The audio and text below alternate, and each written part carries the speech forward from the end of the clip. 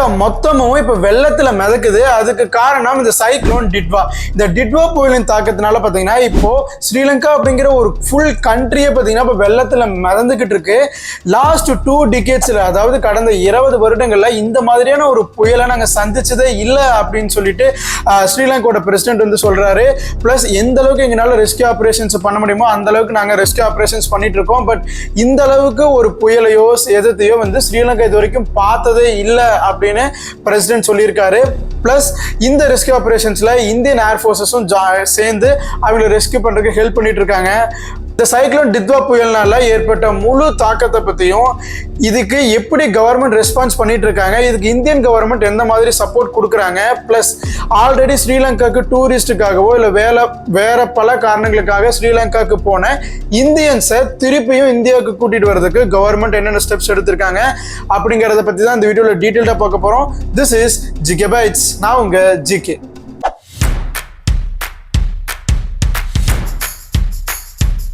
ஸ்ரீலங்கா அப்படிங்கிறது ஒரு ஐலாண்ட் அப்படிங்கிறது நம்ம எல்லாத்துக்குமே தெரியும். பட் ஸ்டில் அது என்னடா ஒரு ஐலாண்டா இருந்தாலும் இது வரைக்கும் இந்த லாஸ்ட் 2 டிகேட்ஸ்லயே இந்த மாதிரி ஒரு புயலா இங்க சந்திச்சதே இல்லையா. இந்த சைக்ளோன் டித்வா, இந்த டித்வா புயலின் ஒரு தாக்கம் பாத்தீங்கன்னா ரொம்ப மோசமா இருக்கு.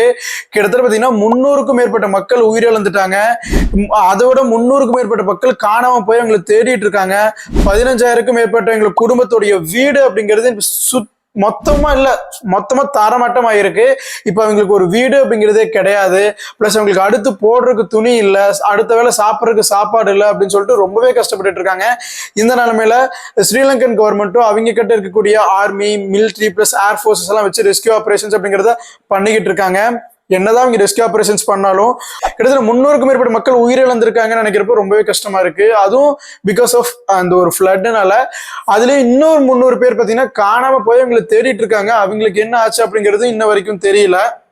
பாத்தீங்கன்னா கிட்டத்தட்ட 20க்கும் மேற்பட்ட ரோடு, அதாவது அந்த தார் ரோடு பாத்தீங்கன்னா ரோடு போகவே முடியாத மாதிரி ரொம்ப மோசமா சேதமடைஞ்சிருக்கு.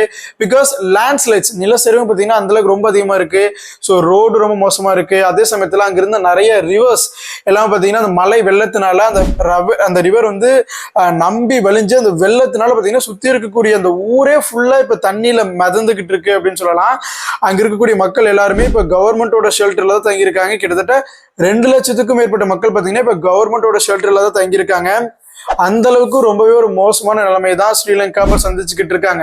சோ இந்த நிலைமையில சில பேர் பாத்தீங்கன்னா இந்தியால இருந்து ஸ்ரீலங்காக்கு போன இந்தியன் டூரிஸ்ட், இந்தியன் நேஷனல்ஸ் அங்கேயே மாட்டிக்கிட்டு இருக்காங்க. பிகாஸ் இவ்வளவு மோசமான ஒரு புயல், லேண்ட்ஸ்லைட்ஸ் அண்ட் மழை பெய்யறதுனால எந்த ஒரு ஃபிளைட்டோ ஆபரேஷன்ஸ்ல இல்ல. ஸோ அவங்களால திருப்பியும் இந்தியாவுக்கு வர முடியல. ஸோ அதனால அவங்க கிட்டத்தட்ட 300க்கும் மேற்பட்ட இந்தியன் நேஷனல்ஸ் ஸ்ரீலங்காலேயே ஸ்டக் ஆகி வெயிட் பண்ணிட்டு இருக்காங்க. ஸோ அவங்களுக்கு இப்போ நேஷனல் கவர்மெண்ட்டும் ஸ்டேட் கவர்மெண்ட்டும் தமிழ்நாடும் சேர்ந்து நம்மளுடைய ஃபைட்டர் ஜெட்ஸ், ஏர்ஃபோர்ஸ் ஜெட்ஸ் மூலமா இப்போ அங்கிருந்த இந்தியன் நேஷனல்ஸை இப்போ கோஆர்டினேட், அங்கிருந்த இந்தியன் எம்பசி மூலமா கோஆர்டினேட் பண்ணி இப்ப திருப்பியும் இந்தியாவுக்கு கூட்டிட்டு வந்திருக்காங்க. ஸோ அதுக்கு இந்தியன் ஏர்ஃபோர்ஸுக்கு ஒரு வெரி பிக் தேங்க்யூ. பிளஸ் அதே சமயத்துல ஸ்ரீலங்கால இருக்கக்கூடிய Sri Lankan air force and military officials கூட இந்தியன் ஏர்ஃபோர்ஸ், இந்தியன் மிலிட்டரி பர்சனல்ஸும் சேர்ந்து இப்போ அந்த ரெஸ்கியூ ஆபரேஷன்ஸ்க்கு ஹெல்ப் பண்ணிட்டு இருக்காங்க.